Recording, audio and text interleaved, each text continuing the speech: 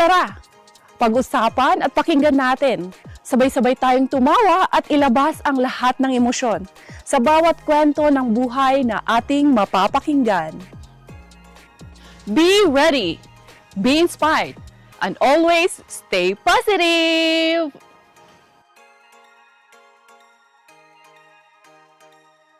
Tara, let's talk!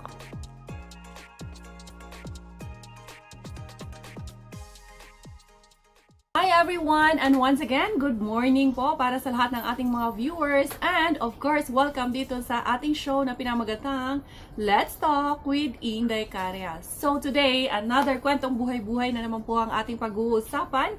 And of course, we have a guest who's very inspiring. For today, pag-uusapan natin ang kanyang personal na buhay. Her journey towards coming here in Finland, her failed marriage, and how did she find love again? Ayan ang ating pag-uusapan para sa ating guest for today. Walang iba, kilala nyo na siya, kundi si The Lindemans or si Inday Violi.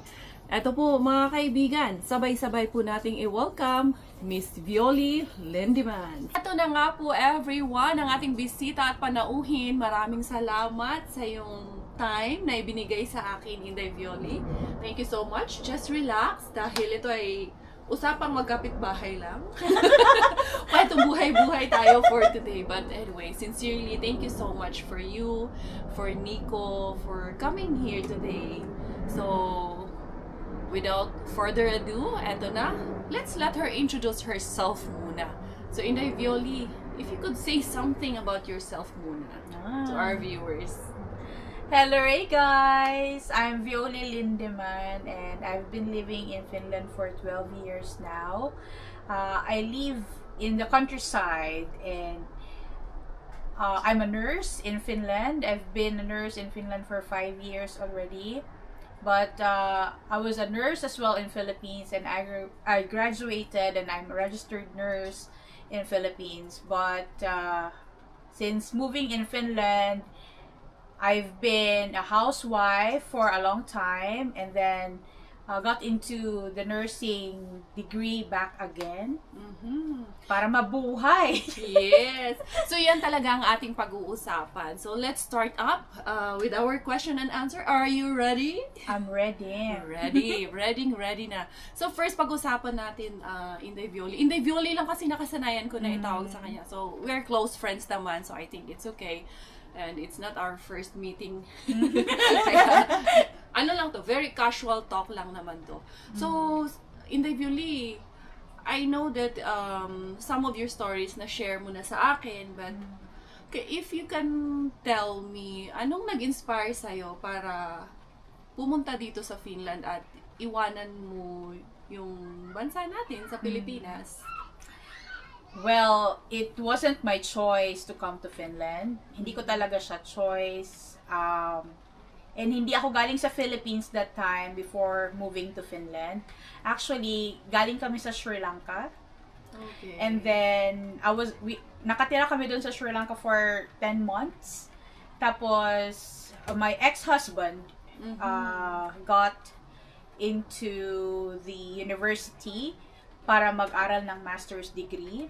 Okay. That was 2015. So, that was the reason we moved to Finland. Because of my ex-husband. So, siya, yung ex-husband ko, ako, saka si Anika, because I have my big girl already. Nag-move kami dito 2015 and it was our first country dito sa Europe. Alright. So, what was your biggest dream when you first arrived in Finland? Wala talaga. Kasi I don't know na merong country na name is Finland. Hindi siya ganun ka-popular. Yes. And hindi siya ganun ka-known for me. Ang alam ko lang Europe. Even Europe, hindi ako sure kung continent ba siya or country ba siya. Pero alam ko may Europe. Pero pag sinabing Europe, hindi ko inisip agad na Finland siya. Hindi siya known talaga sa akin. Kasi isa ito sa mga lugar na hindi ko pupuntahan. Hindi ko iisipin na pupuntahan talaga. Parang hindi mo na-imagine sa sarili mo na makakarating ka ng Yes. Finland. Same here. Kung hindi lang talaga siguro si Papa ay Finnish citizen, parang never ko rin ma-imagine yung sarili ko na nandito ako. But anyway, it's all about you this time. How was your experience naman, or how was it for you adjusting to the culture and to the weather at saka yung lifestyle dito sa Finland? At first, it was a total shock. Kasi coming from Asia, sobrang warm ng weather. Tapos pagdating dito sa Finland, I can still remember that day. It was September 3 of 2015. Start na siya ng autumn sa Finland. And pag-land namin ng Helsinki, sa loob pa lang mismo ng airport, nilalamig na talaga ako. So, meron kami mga baon na winter jackets na, and kinuha ko na talaga yun para isuot. But we needed to take another airplane papunta sa city kung saan kami titira. Kasi hindi kami dito sa Uusimaa nakatira. Okay. Doon kami sa Eastern Finland. So, mas malayo pa siya. So, we took another flight going to Joensuu. Yan yung city kung saan kami nakatira. Malapit na siya sa Russian border. Doon kasi na-assign yung school na papasukan. Parang doon siya in-accept. Yeah, Yung doon siya school. in-accept Okay. ng university to do his master's. Medyo malayo pala talaga, no? Sobra. Tapos, nung pagdating namin sa airport, paglabas namin, it was sunny but very windy. The trees were actually changing its color already, but hindi pa sobrang nag-change na into autumn na weather, pero sobrang malamig. So, kailangan kong isuot yung aking winter jacket kasi sobrang malamig talaga siya. It was a total shock. With the environment naman, na-shock din ako kasi walang kapitbahay.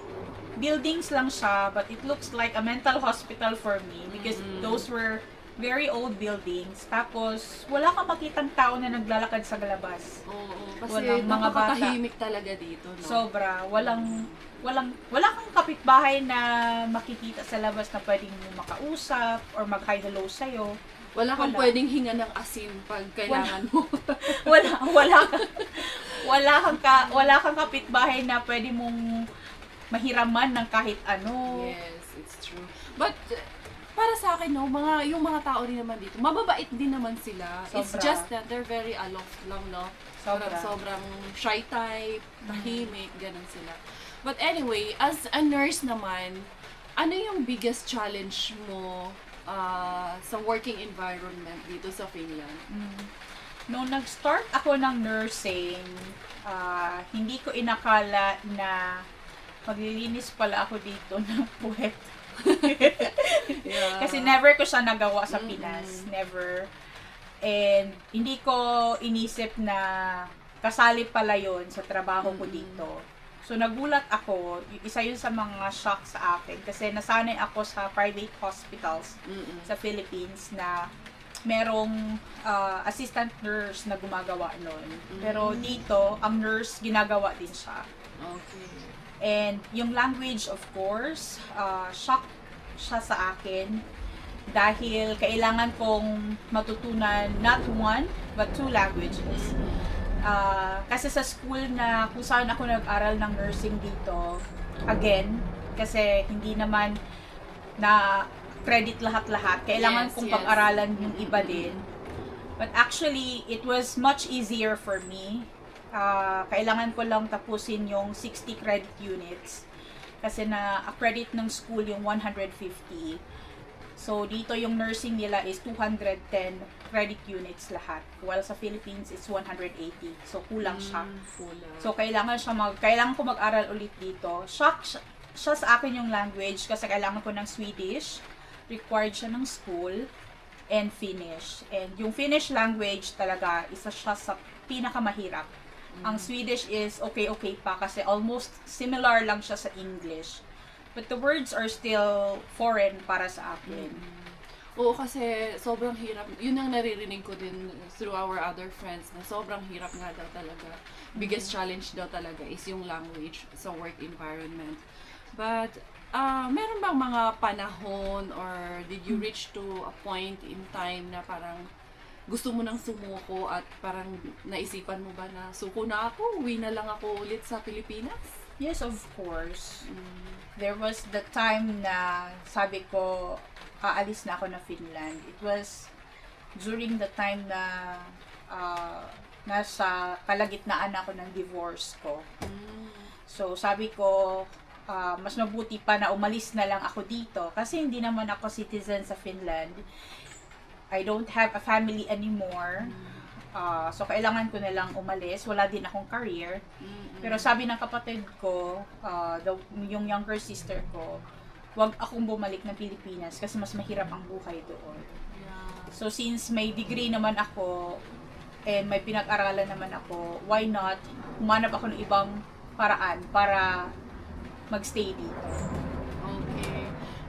Since you mentioned about your ex-husband and you were on the process of divorce, if you're comfortable, I mean, if there is something na you're not comfortable sharing, okay lang naman. If you don't mind, what happened to your first marriage? Well, at first we were okay. I got married very young, 23 years old. And then we lived together. Actually, he was working in Philippines. Kasi foreigner din yung ex-husband ko. So, actually, he was very nice. And he was very clever, very intelligent. Yan talaga yung nakakapagpa-attract sa akin kapag matalino yung tao. So, ayun, we were living together for a couple of years and then he left Philippines because he needed to venture something else somewhere. Tapos sabi ko, parang hindi ko kaya na ako lang mag-isa. Pinabalik ko siya sa Pilipinas. So, bumalik din siya and then nagkaroon kami ng anak. And then, we decided na umalis ng Pilipinas para maghanap naman ng mas magandang buhay. So, ayun, nagpunta kami ng Sri Lanka. And well, nagpunta kami ng Sri Lanka, doon na naghanap kami ng mga options. Doon kami sa Sri Lanka nagpunta kasi taga Sri Lanka siya. So, doon kami nakatira for 10 months. And while living there, nag-work din ako sa bahay. I was working online as a customer service agent for a bingo company na naka-base naman sa UK. So, I'm working nighttime because I need to follow the UK time. And kailangan kong mag-work din kasi that time he was not working as well. But we were busy preparing our documents. And yun na nga yung pagpunta dito sa Finland, yung plinano namin na puntahan ito. But during the time na pinaplano yan siya, hindi ko talaga alam na Finland is a country. Hindi siya known sa akin. Parang saan to? Oo. Parang never ko pa to narinig. Kasi noon talaga maraming nagtatanong din sa akin is, nasaan ba ang Finland? Ang dami talagang questions na nag-arise sa akin noon na where is it located? They just said it's in Europe, yeah, but where? Parang hindi talaga siya known to many. And during those times, wala pang masyadong vloggers. Yes. Wala pang vlogs na pwede ka mapanood. Meron, pero hindi siya ganun ka-detailed. Not like this time around na marami. Na. Oo. And I'm sure nung time na dumating ka dito sa Finland, iilan lang kayong mga Filipino noon Iilan lang dito. Kasi the time na dumating ako dito, it was said that there was only about 5,000 Filipinos during that time. So, konti lang talaga. Konti lang. And sa lugar kung saan ako nakatira before, kung saan kami napadpad, dun sa Yuensu, 3 lang kami na Pilipino. Oh my God. Ako, si Anika, tapos yung isang kapitbahay ko na Pilipino. So, yung isa lang ang hiwalay. So, basically, isa lang. Isa lang. Isa lang kasi Isa lang. you're considered as one with Anika. Yeah. Ano yung pinakamahirap na part sa'yo na pinagdaanan mo? Especially where you're with Anika and then you're going through a failed marriage and you're in a foreign country. So, ano yung pinakamahirap sa'yo? Pinakamahirap sa akin was dealing with a relationship na hindi ko maintindihan kung okay pa ba siya o hindi. Kasi ang ganito siya, nilagay kami sa isang situation na wala akong pwedeng sabihin kundi okay na lang. So, yung pinakamahirap doon is yung ako lang mag-isa. Kailangan ko na hatiin yung oras ko sa lahat. Kasi challenging yung work ko, challenging pa yung language sa work itself. At the same time, I think nag-aaral ka pa. Nag-aaral ako. Yes. Tapos, kailangan ko magbantay ng bata. But, yung divorce pa is sobrang magulo. Ayun, yun yung isa sa mga pinakamahirap doon na di ko nga inisip paano ko nalampasan lahat yun, sa totoo lang. But I was thankful because I was in Finland and yung social service dito, The support that you get from the yeah, social service. they really supported me and naging vocal din talaga ako. Sinasabi ko lahat, pati sa boss ko, na kailangan ko umuwi ng ganitong oras, kailangan ko matapos yung shift ko ng ganitong oras, kasi may anak ako. So, they understand, and yung suporta na natanggap ko sa social talaga is sobrang malaking bagay. Malaking bagay. Yes, was there any point ba during that time na parang blame mo yung sarili mo? Kaya eto yung pinagdadaanan mo ngayon? Part of it, oo. Kasi ako yung nag-decide na umalis. Parang lumayas kami ni Anika. Pero pinlano ko yon bago ako nag-decide. Pero andun na kasi ako sa point na kailangan ko na siyang gawin. Kasi otherwise, mahihiwalay naman ako sa anak ko. Kasi meron silang law dito sa Finland na kapag yung family is not a good or suitable family for a child to grow, pwede nilang kuhanin yung bata. That's correct. And yun ang kinatakutan ko. But hindi ko pa yan alam before. It was just God's wisdom na pumasok sa akin. Parang na-figure out ko lang siya na parang ganito ang mangyayari kapag hindi ako umalis. Kasi during that time, may mga social workers na nagpupunta sa bahay and ini-interview kami, tinatanong kami sa sitwasyon. Kaya ayun, nag-decide ako na umalis din talaga. I think it was God's willing na rin talaga na nakapag-decide ka ng ganun. Tapos, siguro, you were guided with the Holy Spirit na rin. And it was for you and for your children. And I think you have chosen yourself already that time. Yes, that's true. And actually, sobrang tagal kong nagdasal na makaalis ako dun sa sitwasyon na yun. Pero hindi ko lang alam paano. Hindi ko siya inisip na agad-agad gagawin ko. Actually, pinag-isipan ko siya ng sobrang matagal. Kaya it took me 8 years. 8 years of marriage to decide. So, hindi mo pwedeng sabihin na nagpakasal lang ako sa foreigner para makaangat sa buhay. Kasi Makaahon sa kahirapan. para makaahon sa kahirapan. Gaya na lagi sinasabi. Yes, kasi andun ako sa marriage for 8 years. But the end of the day, nung nasa harap na kami ng mga social worker, ang sinabi lang ng ex-husband ko sa akin is that pinakasalan ko siya because of the money. Pero 8 years. But was there a point na nag-try siya na mag-reconcile or Yes. trinay yung ayusin? Yes, too many times. Pero kung aayusin, tapos nakaalis na ako doon sa kanya, parang ayoko na talaga. Kasi ayoko naman na babalik pa ako doon para ipupok na naman yung bato sa ulo ko. That's true. Yung Parang- natauhan na ako talaga. Yes, parang naumpog ka na, kumbaga, Sobra. at natauhan. Tapos, kukuha ka na naman ulit ng bato, ipupukpok mo na naman sa sarili mo, which is very wrong. Yeah, actually, dito sa Finland, binibigyan nila kayo ng 6 months na thinking period. Yes. During sa time na nag-file kayo ng divorce. Tapos after nyan, after 6 months na naman na window na naman. So it's like a total of 1 year. 1 year. Yeah, speaking of the divorce process dito sa Finland, I have read about it, and yun, once nag-file kayo, kailangan, kung nasa iisang bahay pa kayo, kailangan mag-separate kayo ng bahay, and then you are given a 6 months of trial period. So parang maybe may chance pa na mag-reconcile yung mag-asawa, and then after that, they will assess, you will go under assessment, and then right after that, you will have another 6 months period na naman for another assessment. Pag hindi talaga nagkaayos, nag-work out, that's that time na i-proceed yung divorce process, right? Yeah, Correct that's me if true. I'm wrong. Yeah, that's true.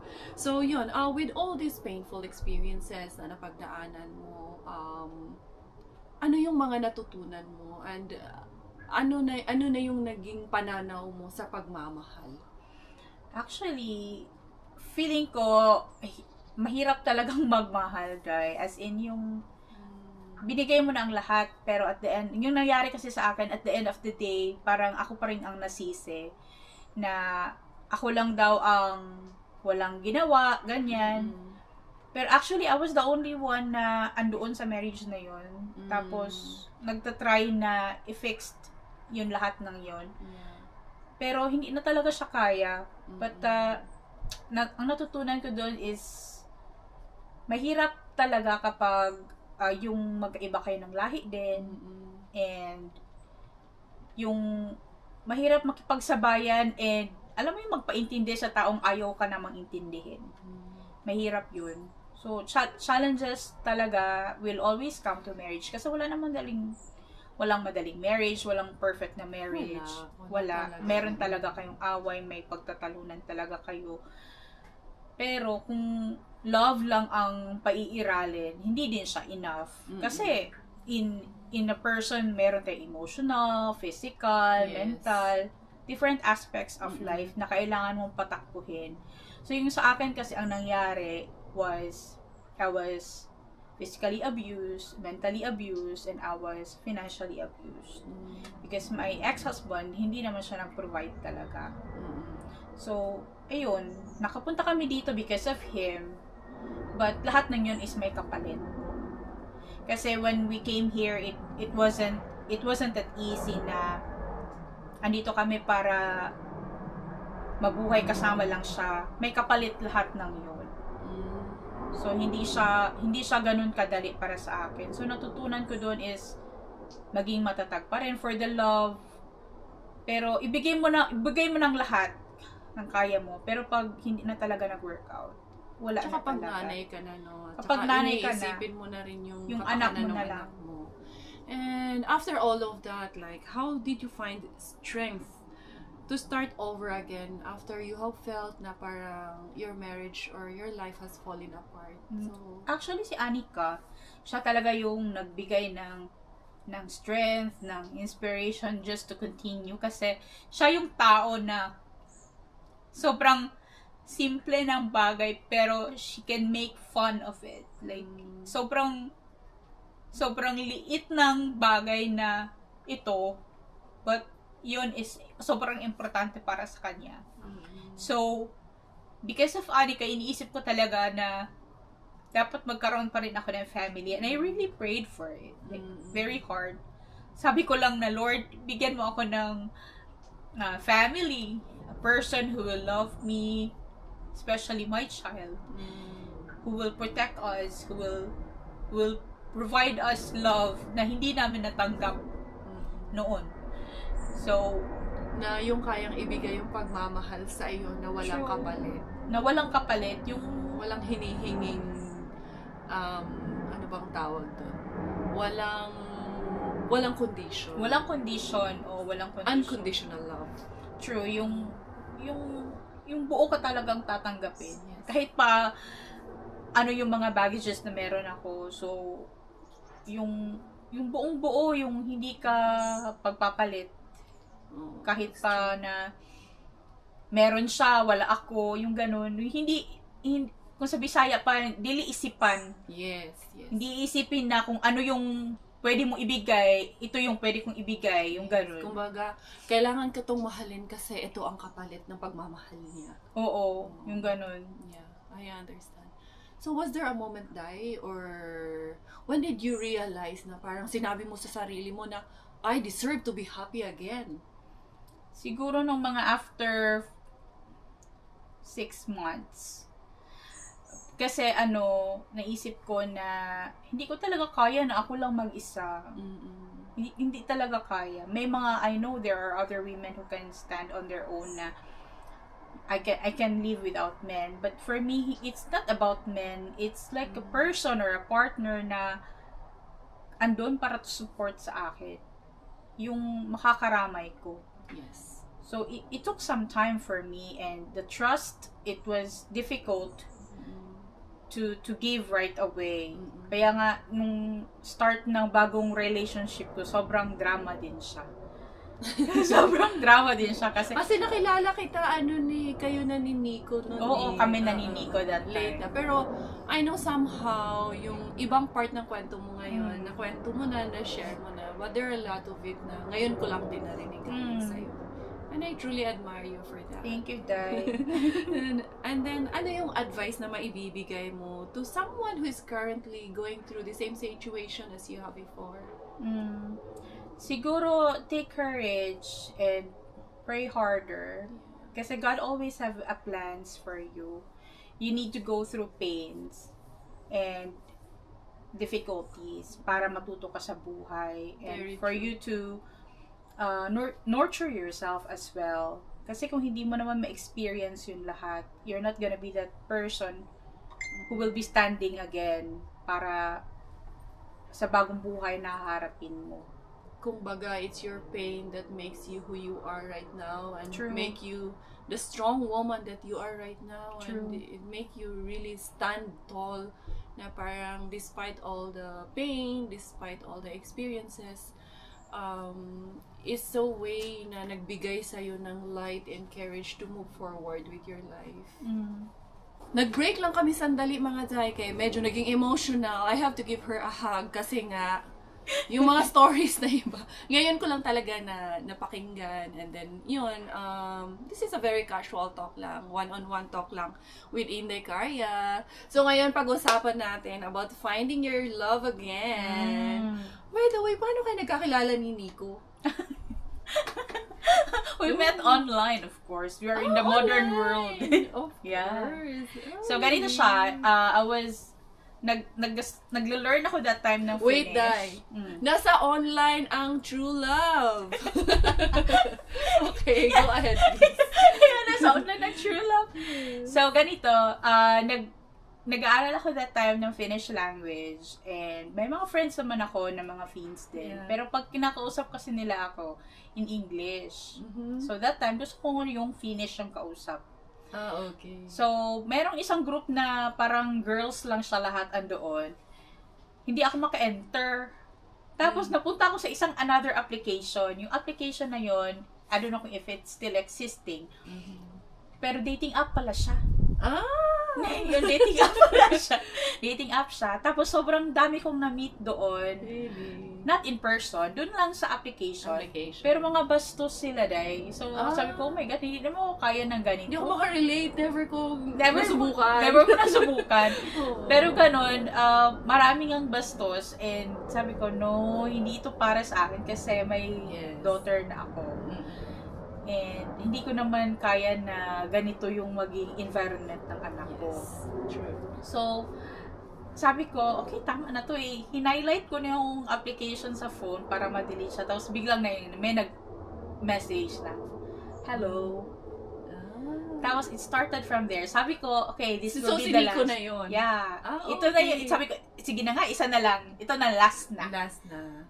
And then, from that hello, it ended up to a very long conversation. Tapos he asked me, can I have your Facebook? Wow. Tapos doon na kami nagpatuloy na mag-contact sa Messenger. Tapos ang dami niyang tanong. Okay. Parang interview. Ay, ito na yung kilig mo. Parang interview siya. Tapos sabi niya na, no, it's okay. Sabi ko, may daughter na ako. Ganito, ganyan. Dito ako nakatira. Diba, it's very important na talagang wala kang i-hide from the beginning. Oo, walang i-hide from the beginning. Tapos, yung sabi niya, okay, let's meet. It's very typical for Finns na mag-meet for a coffee lang. Tapos sabi niya, sige, mag-meet tayo for a coffee. And, yun, nag-meet kami. And, after that, sabi niya, ako na naman daw yung pumunta dun sa kanila. Tapos, nung dinalaan nila ako sa kanila, day, akala ko din, ako, day. Bakit naman? Ako, hello, my God, naunsa naman ni in town, Diyos niyo, Marimar. Kasi nag-drive siya ng sasakyan, day. Tapos yung pinuntahan namin din na lugar, day, wala mang light, day. Walang ilaw. Was that the place nung pinuntahan namin? Yung Yes, lugar nila? walang Oo nga, ilaw, oo. sobrang madilim. Sabi ko, my God, Lord, mamatay na siguro ko ani, Lord. Asal ko dalon na yung tawhana, Lord. Saan ako dadalhin ng taong ito, Lord. Tapos pag sisigaw ka doon ng saklolo, Walang makarinig sa'yo. Walang makarinig sa'yo. Yes. Guys, tapos dinala niya ako doon sa kanila, day. Malaki yung bahay. Tapos doon pala nakatira yung nanay niya at yung kapatid niya. first day pa lang, dahil pagdating pa lang doon, nanay niya agad ang na-meet ko. Wow. Tapos, hindi ba yun siya typical sa kanila? No, yeah. Tapos, ayun, akala ko nga mamatay na ako nun talaga, dahil. So, from that moment, ano yung naging first impression mo sa kanya? Sabi ko, parang, sa Bisaya pa, parang tarong na tao to. Yung ayos Matinong na tao. Matinong tao. Yes, Matinong tao to. And, ayun, tapos sabi ng kapatid niya na kailan ko raw dadalhin yung anak ko doon. Kasi ilang weekends na ako nagpupunta doon sa kanila. And gusto din naman nila ma-meet yung anak ko. Di ko dinala agad yung anak ko doon. Sabi lang ng kapatid niya na kailan mo dadalhin yung anak mo dito? Kasi may mga horses sila doon. Tapos yung sinabi ng kapatid niya yun, sabi ko, ay, pwede ko palang dalhin yung anak ko. Yun lang kagandahan sa kanila dito. Kasi for the Finns, or mostly ng mga foreigners, not all naman siguro, pero mostly na alam ko, parang it's not an issue sa kanila kung may anak ka. Pag mahal ka ng tao, or for example, si Robert, kahit hindi naman siya, kalahi ko siya, or paano ba sasabihin? But it's your moment. It's your time to shine. Pag mahal ka ng tao, talagang tatanggapin ka. Tatanggapin ka. Mamahalin yung mga taong mahal mo rin. True. And then, with all the experiences na pinagdaanan mo, was it easy for you to trust and love again? No, it wasn't easy. But nakita ko kasi na maayos siya na tao. Sobrang simple. Sobrang matinong tao. And open siya. Never ko kasi na-experience yun sa previous relationship, yung open communication. Yung even with a simple thing, sasabihin sa akin, tatanungin ako ng opinion ko. Never kasi na ganon sa previous relationship. So, na-appreciate ko yun. Sabi ko, parang kakaiba to. And, ayun, nagtuloy-tuloy kami.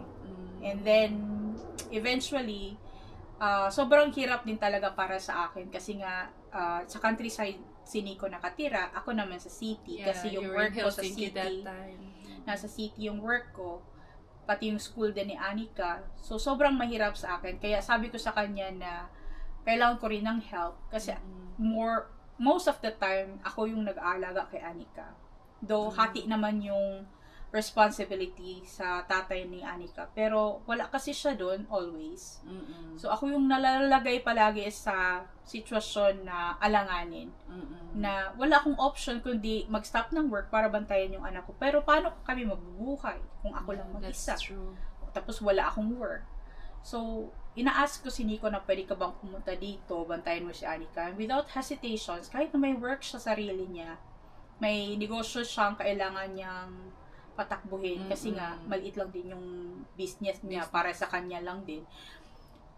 Pupunta siya sa city para bantayan si Anika para ako naman makapagtrabaho. And I think that answers my next question. Kasi yung sunod ko sanang tatanong sa'yo, what made you realize na this is way too different from the first relationship that you had? So I think that answers already. But if you have something to add, you can... Yeah, yung tinanggap niya talaga ako, tinanggap niya si Anika, inalagaan niya ako, pati si Anika. Alam mo yung hindi siya nag-ask ng kapalit. Yung hiningi niya lang sa akin is, kailan tayo magsasama together para mas mapadali yung buhay. And yun naman, mas mahirap sa akin na sabihin din agad-agad sa kanya. Kasi hindi ko alam, di ba ako komportable.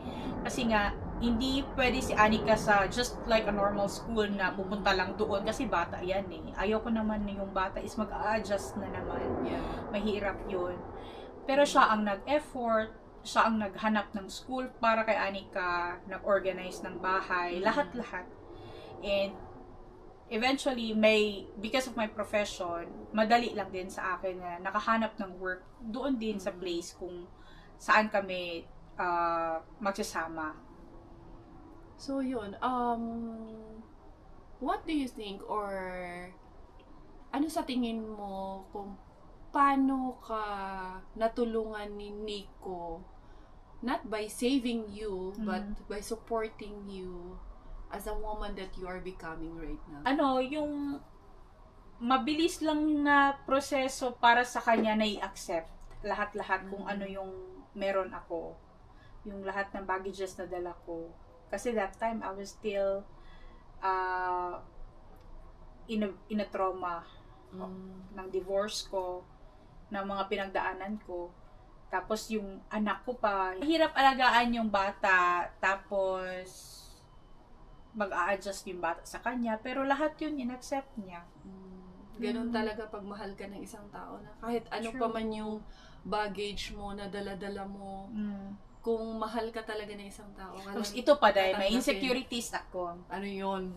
Kaya syempre tambok. Pag-usapan natin. Ako noon ngayon, tambok ako no. Kay, mataba daw siya ngayon. as Kasi kakapanganak mo lang kakapanganak ko naman. pa lang. But no, you were tamsi. You know what's tamsi? Yeah, tambok na siksik. Yes, tambok na sexy. Yeah, hindi, sabi niya, That's insecurities what I like. rin yan. Okay. Kasi nga, being Asian, dapat pitit, ganyan. Alam mo naman sa atin, ang artista. Hindi naman tayo kagaya mo na tall and slim and all. Hindi ako slim. As in, tapos yung color ko pa sobrang dark. I Ganyan. like that color. Ay, insecure ako ng mga ganyan. Kasi di ba puti sila. Hoy, dito mayaman yung kulay mo. As in nga. Tapos sabi ko na, Daddy, am I pretty for you? I'm gaganon ako na mag-isa kanya, Dad. Oo. Sabi niya, of course. Siyempre. Tapos alam mo yung mga ganon. Tapos alam mo naman pag Natatawa. basta Day, as in, totoo yan. Lagi ko siyang Ganda mo kaya. lagi ko siyang tinatanong, Daddy, am I pretty? Tapos tatanungin niya, of course, tatanungin ko siya na gano'n. Sasagutin niya naman ako na, of course. You have very beautiful skin. Okay. Ganon. Ano yung, kasi ikaw, parang mostly naman sa atin pag Pilipina, kasi naano na tayo na kailangan maputi, lalo na may mga glutathione na tayo mga ini-intake, pero nasubukan mo yun? No. Hindi ko rin yun nasubukan. Pero nagbigay ako ng mga ganon sa mga clients before. Okay. Ano yung sa tingin mong biggest cultural differences yung dalawa? Like, you as a Filipina and Nico as a Finn? Si Nico is on time. Ako laging late. Always. Yeah. Filipino time. Tapos siya yung prepared always. Ako naman yung hindi. Tapos sa kanya is mabagal yung trabaho. Mag-take time talaga siya pag meron siyang gagawin. Ako naman gusto ko mabilisan. Yung ganun. Paano mo hinahandle yung mga misunderstanding niyo? Especially, you're an international couple, di ba? Kasi you're Asian and he's European. So, pag may misunderstandings, paano mo hinahandle yun? As a Filipino. As a Filipina, right? As a Filipino. But he I am understands. always right. Yeah, I'm always right. But he learned and he understood. Pero paano yun, Day? Mahirap man mag-English. Mahirap magalit nang nag-English ka. Ay, binabisaya ko, Day. Joke lang. Binibisaya ko, Day, pero hindi. Tapos, actually, ang ginagawa ni Nico kapag, kunwari, frustrated ako or galit ako, nakikinig siya. Nakikinig talaga siya. Kahit hindi niya maintindihan, tinatry niya i-understand. Tapos, magtatanong siya sa'yo na magtatanong. Naiinis din naman ako na naiinis. Kasi kami hindi pa rin naintindihan. Pero gano'n lang. Parang para sa akin, no? Yung, para pareho yung asawa natin. Hindi naman lahat, hindi ko sa nila lahat. Pero, bakit parang yung mga asawa nating lalaki, parang ang hihina minsan ng IQ? No, sometimes hindi naman lahat. Hindi yung lahat mga asawa na, dyan, ha? Disclaimer, hindi lahat. Hindi pero, lahat, ha? Parang feeling ko, ano ba? Kumain ka nga ng iodized salt. Ginagano ko si Robert, which is normal na sa amin. O sa amin din, normal na lang din yung, yung pag ganun. Yung biruan. Yung biruan. Kaya kasi, spices yun kasama yun Totoo. Kaya nga, lagi niya akong binibiro na sa bahay daw may birds daw kami. Kasi lagi ako may birds kami sa bahay. Inday Violi, ano yung sa tingin mo, like, right now, I can see you're very happy right now. Yeah. What do you think that makes your marriage strong and happy right now? I think si God talaga tayo. When you always put God in the middle of your relationship talaga. Kasi, nung nagsama kami ni Nico, we really plan na magkaanak agad. Tapos, nangyari siya, pero naudlot. Kasi nakunan ako. I remember you told me that Yeah. story. It was in December and then I don't want to bother you so much kasi nga may pinagdadaanan ka and I was that time pregnant with Bella. Yeah. We were at the same Yeah, time yeah. pregnant. Yeah. Tapos, sabi ko, ayoko ng ganitong klaseng buhay na walang anak, ganyan. Gusto ko meron. Tapos, alam mo yung everything happens for a reason. Kaya sabi din ko, we really need to get married. Kaya, sabi niya magpakasal kami. So, nagpakasal kami sa Maestrati first. It was the same year, sabi din niya na hindi enough yung sa Maestrati, walang blessing ni Lord. So, dapat sa church daw. That's the best thing. I can relate to Robert. Kailangan talaga, Day. Sabi ko sa kanya, sa embassy na lang tayo magpakasal. Sabi niya, ayoko ikasal. Kahit tayo lang, basta sa simbahan. Oo. I'm Tapos, so after happy that for one, you. it follows everything. Nabuntis ako ulit.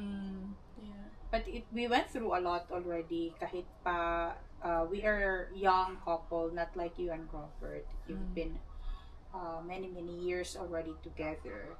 No, I think it's not about yung how long you have been together. I think it's about yung how do you stand doon sa mga pagsubok na pagdadaanan nyo and how you stay strong sa pagmamahalan nyo sa isa't isa.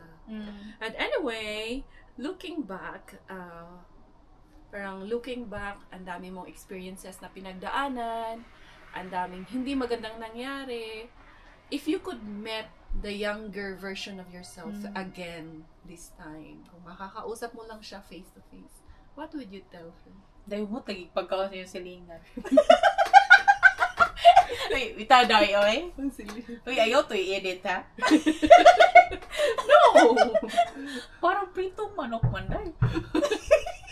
Ang ini-interview ng pagkain ang iniisip. Kaya kitang-kita niya naman. Very fresh and healthy. Ito, oy, my young me, you did well. Though I faced a lot of challenges along the way. Pero like a precious stone, you will never be that kind of stone. Finished yung, example yung diamond. You will not be that diamond kung hindi ka dumaan sa selection, refination, and everything. Hindi ka dumaan sa lahat ng mga pagsubok. Sa mga lahat ng pagsubok para maging ikaw ngayon. So, hindi naman I really like that, hindi naman ako perfect. I really like that line na, just like as diamond, you have gone through refination and all of this process to shine bright. Hindi naman ako perfect, but alam mo yung gusto ko lang lagi yung masaya din yung pamilya ko, yung ibang tao. Ayoko rin yung haka-apak ako ng ibang tao. Yung masaya ako with all the negativities na pinagdaanan ko, negative result ng mga decisions ko before. I'm happy. One happy thing na nagawa ko, Dai, is yung umalis talaga ako sa previous relationship ko, which is very toxic. And it's not gonna be healthy for my daughter. Isa yun sa mga achievement na nagawa ko, being a woman, to make a decision. Because not everybody is able to make decision. Yeah. It takes a strong woman to stand up for herself. Difficult. Especially you're in a foreign country. It's difficult. It takes a lot of courage and resilience to stand up on your own, especially you don't have your family here. Yeah, and I was alone. Yeah, you don't get the support of the family members. Napakahirap talaga. And I never told anybody in my family. And I really admire you for that. And another question is, what did Finland taught you about independence and resilience with all of these things na pinagdaanan mo? A lot. You know what? You will always see me in my vlog, sa mga vlogs namin na nasa forest kami. Kasi, yun talaga yung pinakita ng Finland sa akin, yung simplicity.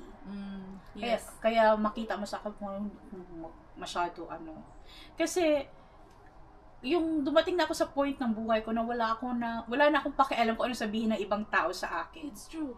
Wala na akong pakialam. And, ganun dito sa Finland. Wala silang pakialam kung ano yung suot nila. Kumbaga, parang na-adapt natin yung culture nila na wala akong pakialam. Ako, kahit kagigising mo lang, wala kang suklay, wala kang bra. Pupunta ako dun sa grocery, may bibilhin ako dun. It's definitely okay because nobody cares.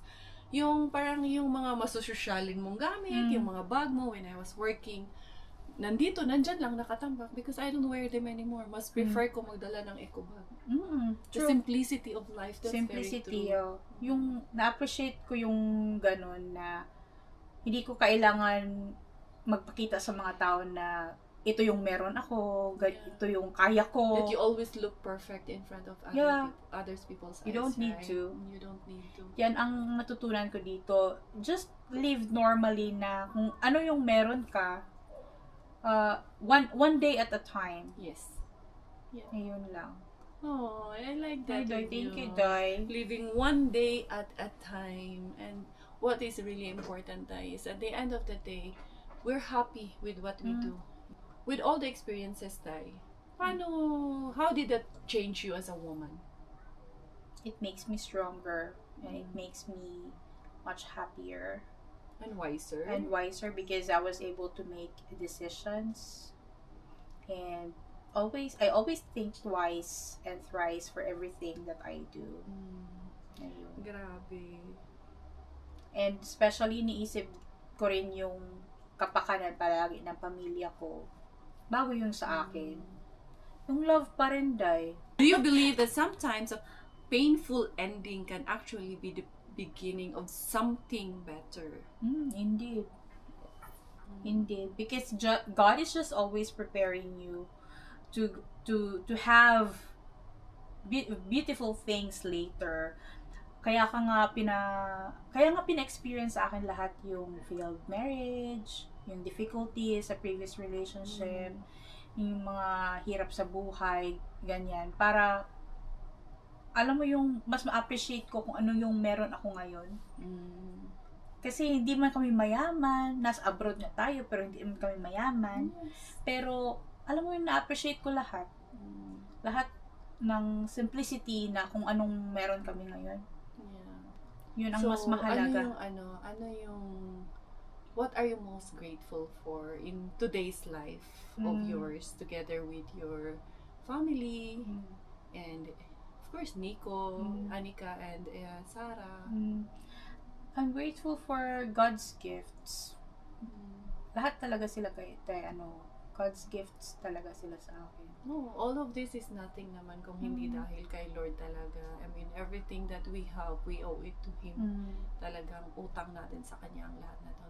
Though I know na we don't deserve anything of this. We don't deserve kasi lahat naman tayo makasalanan.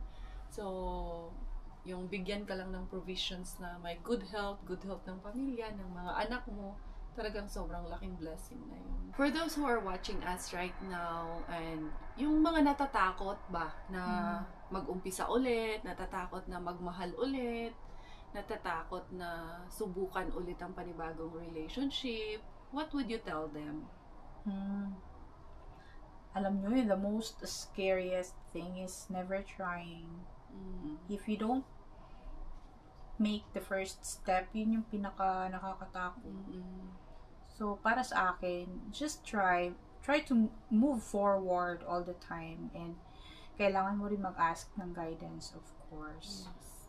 Ask God's guidance. Ask Him for guidance and protection all the time sa lahat ng gagawin mo. Kasi He is the one who already painted the plans of your life. Yes.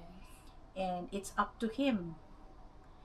Lahat-lahat ng yun, hindi naman nasa sayo lahat ng yun. Kasi palagi kasi nangyayari yun sa akin na kung ano lahat yung mga plano ko, hindi siya nangyayari. Because there's always a better plan na nakaplano para sa akin. Totoo. Ayun. Tsaka totoo yung sabi mo, nakakatakot subukan yung mga bagay na nakakatakot. Pero, wag kang matakot na subukan mo yun para malaman mo kung ano yung magiging resulta niya. Iniwala ka ba na it's never too late to find love again? Of course, it's never too late to find love again.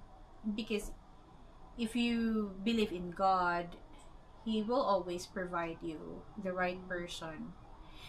It may not be a man, but it can be a friend. A friend, it could be someone. Yeah. Could be someone you can lean on, someone you can talk to.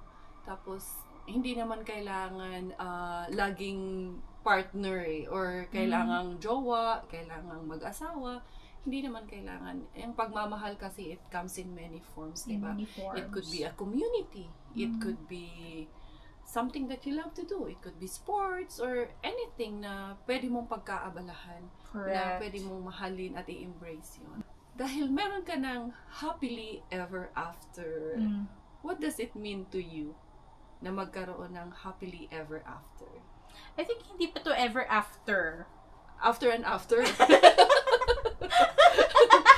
Hindi pa to after, happily ever after. Kasi we are still on the process of learning each other even though we are married. Yes. So, every day we are learning and we are experiencing different things every day. But what we do is that we just enjoy every day. Mag-away man, okay lang. Away. It's normal. Ang pagmamahalan talaga, hindi talaga perfect. Hindi siya perfect. Talagang, ang mga desisyon natin sa buhay, sabi ko nga, dumadaan sa matinding pag-aaway. Pero bago mapagdesisyonan. Sometimes. But I'm really praying na I will never get married again. But if I get married again, it will be with Nico again. Yeah. You will be the last man standing. Because it's tiring, to start over and over. But just take courage every day. If you could describe your journey from the Philippines to Finland, and with all of this, from heartbreaks to finding your love again, how would you describe it?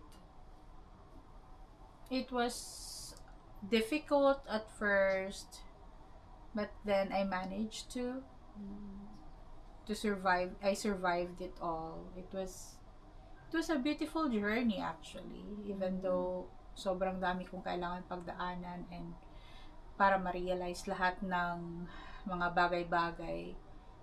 It was a rough, tough, and beautiful journey. But eventually, I found love and I found the family that I have now. That's very nice. I'm so happy for you. Eto, huli na lang. Clip mo yung sentence na to, Day. Napadjud ay? Yes, napadjud. I thought my story was ending, but God was actually amazing. God was actually so amazing for working things out in your life. It's true. Talagang in every aspects of life na pagdadaanan nating lahat, talagang God is truly amazing. He works in His ways po talaga. Yung tama yung sabi ni Inday Violi kanina na it's not always our plan ang masusunod because God has always a better plan for us. It's all up to us to handle, to manage, to take courage in all of the challenges that He gives us. Kasi ang buhay talaga, roller coaster talaga ang buhay natin, mga Zay. Anyway, thank you so much, Dai. Thank you, I've learned a lot from you. What an inspiring story that you I hope have. they also got inspired. We also hope, and I think we do hope, very casual, as I've told you, itong Let's Talk ni Inday Carya, it's more of a one-on-one talk, very casual talks. We're not looking for something perfection. Hindi yun ang hanap natin dito. Ang hanap natin dito is kwento ng buhay, istorya ng buhay, mga karanasan sa buhay na pwede nating tawanan at pwede rin nating pag-usapan at maaaring maka-inspire sa inyong lahat. So maraming salamat, Inday Violi, for sharing your story. Thank you for taking the time. Paalam! Tara! Let's talk!